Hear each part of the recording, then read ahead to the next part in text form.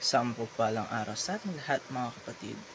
Ako muli si Adrian Bernales ng Batch 3 at ito ang aking daily devotion at ngayong araw ay pag-uusapan natin ay kung ikaw ba ay guilty or not guilty, a forensic justification. At ang Bible verse natin ngayong araw ay Romans chapter 5 verse 1. Sasabi sa ating scripture ngayong araw, therefore being justified by faith, we have peace with God through our Lord Jesus Christ.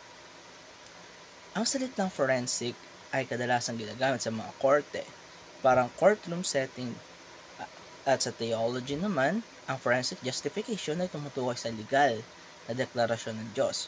Ibig sabihin nito, kapag tayo ay na-justify, hindi dahil sa kabutihan natin, kundi dahil sa katuwiran ni Kristo na credited sa atin. Ito ay parang isang hukom na nagsasabi sa harap ng lahat na not guilty. Ito hindi lang basta not guilty, kundi righteous ka, na tayo ay righteous sa paningin ng ating Panginoon. Hindi dahil sa mga sarili nating gawa, kundi dahil kay Kristo. At una-una naman ay justification is a once-for-all declaration by God. Hindi ito paulit-ulit ang proseso, hindi ito parang point system na kapag mabait ka, may dagdag points ka kay Lord. Kapag tinanggap mo si Kristo sa pananampalataya, ay justified ka na. Ang status mo before God ay binago instantly. Parang ito ay pinirmahan ng mga papeles mo, acquitted ka, set free, at declared righteous. Pero hindi ibig sabihin ito na instantly perfect na ang ating character. Hindi ganun. Pero ang posisyon natin sa harap ng Diyos, binago na. At ito ay final na. Isang beses lang pero panghabang buhay na ang epekto. Kalaway, we are justified by faith in Christ, not by works. Walang anuman na mabuting gawa ang mga pagpaligtas sa atin. Kahit pa araw-araw ka mag-volunteer, kahit pa perfect attendance ka sa church, kung wala kang tunay na pananampalataya kay Jesus, ay saka pa rin guilty. Kaya napaka-importante na ang puso natin ay nakaangklo sa Kanya. Faith not performance, grace not effort. Dahil kung sarili nating gawa ang pagbabasehan natin, lagi tayong pagkukulang at hindi sasapat. Pero dahil sa ating pananampalataya kay Kristo, ito ay naging sapat na.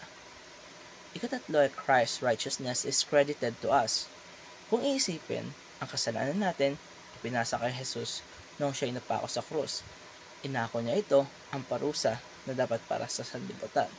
Pero hindi lang iyon ang katwiran niya. Ipinasok siya sa account natin.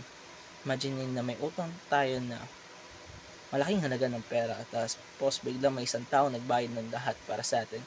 At hindi lang yon, nilagyan pa ng milyong savings ang laman ng ating bangko.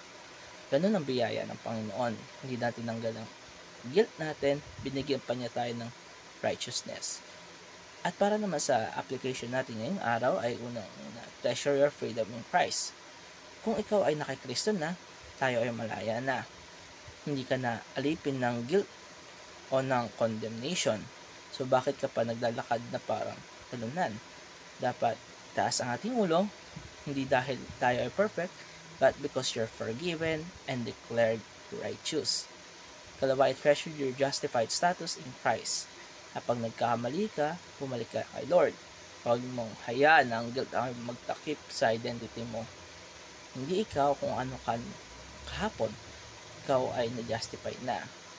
Kung kaya may mga sagas ka pa, tandaan mong hindi na yun ang basehan ng pagmamahal ni Lord sa iyo.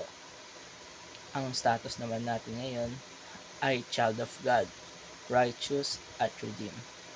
At nagtatapos sa aking daily devotion mga kapatid. Maraming salamat sa panonood.